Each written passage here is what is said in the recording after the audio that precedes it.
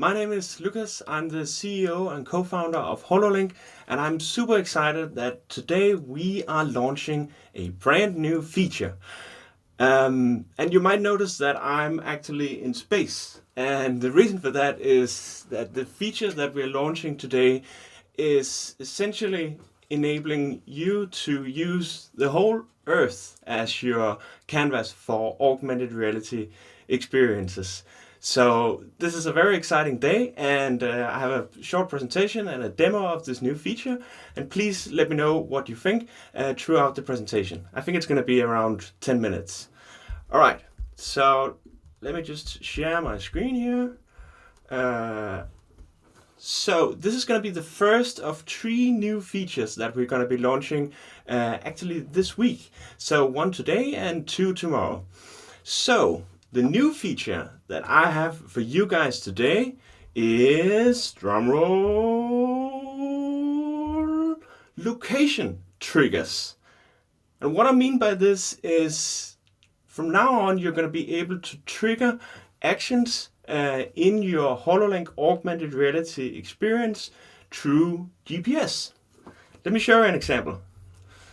So actually, right outside the Hololink HQ in Copenhagen, there's a memorial for fighter plane pilots from World War II. And one great way to use location triggers is to use it to create city walks. So in this experience, I'm walking around the city, and then when I get to the memorial statue, something happens. Check this out. So it loads up in the browser, of course, and then I'm looking for the memorial statue, and so right now it's actually looking for, tracking my GPS position, and then when I get there, something is gonna happen. I can also open a map in an iframe to see where it is. All right, now the next scene has been triggered and an air raid is incoming. And I'm looking around and I've added some skies. And now I see fighter planes from World War II flying in the air towards me. So this is a great way to make history literally come alive during a city walk. It could be at a museum, essentially anywhere in the world where you want to tell a story through augmented reality. Now we see the fighter planes fly away, and then I can go to the next location. All right, so how does this work? Well, from now on, within the Hololink editor, and by the way, this is something that's already live. You can go and try it out right away at hololink.io. You can create for free. All right, so when you have a scene, you can now add a location trigger. So what that means is you can set some GPS coordinates that you can get from, for example, Google Maps, and then you can decide within this radius a trigger, a change is gonna get triggered.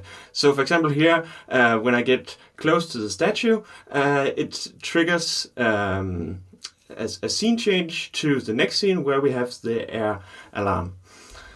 So what are some of the use cases for location triggers? Well, the first one I want to mention is city walks. You can make content appear all around the city at tourist attractions, at memorial statues like this, churches, really anywhere in the city, and you can guide people around.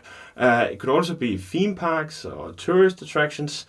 Another use case for this is geofencing. So with this feature, you can make AI experiences only accessible at certain locations. You can place exclusive content, and since this content this AI experience is only available at a certain location, you can also use it to inspire people to experience the augmented reality together.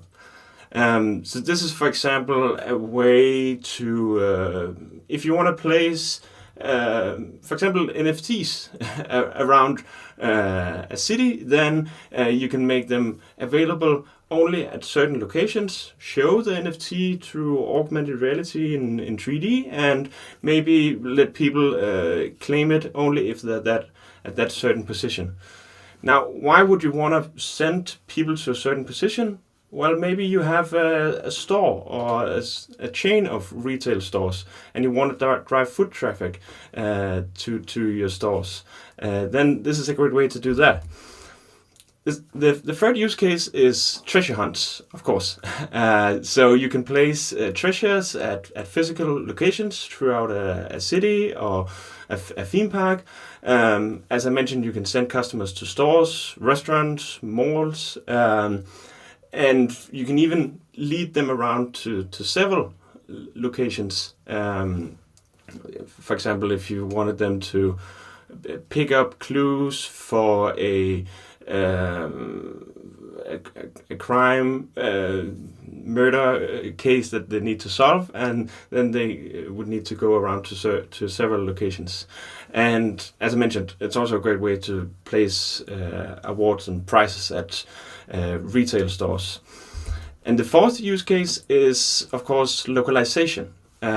So you can show different versions of a Hololink depending on the location. So you can make sure that you're displaying the correct language, the correct currency, and if you have call to action links that leads to a store to purchase a product, then you can also make sure that they access the right one. And this is a way to make hyper-localized experiences. All right, now it's demo time. Let me show you how this works in the Hololink editor. So here I have my Hololink. This is actually the Hololink that I just showed you. So here in the starting scene, this is a 360 scene where I've actually no content in the scene itself because it's all in the interface. And so here I've added some text, I've added a GIF, and a link to open the Google Maps in an iframe.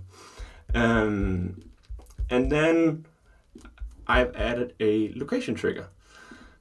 So over here I've added one location trigger, so when the user is inside a radius of 30 meters of this latitude and longitude, then this scene triggers.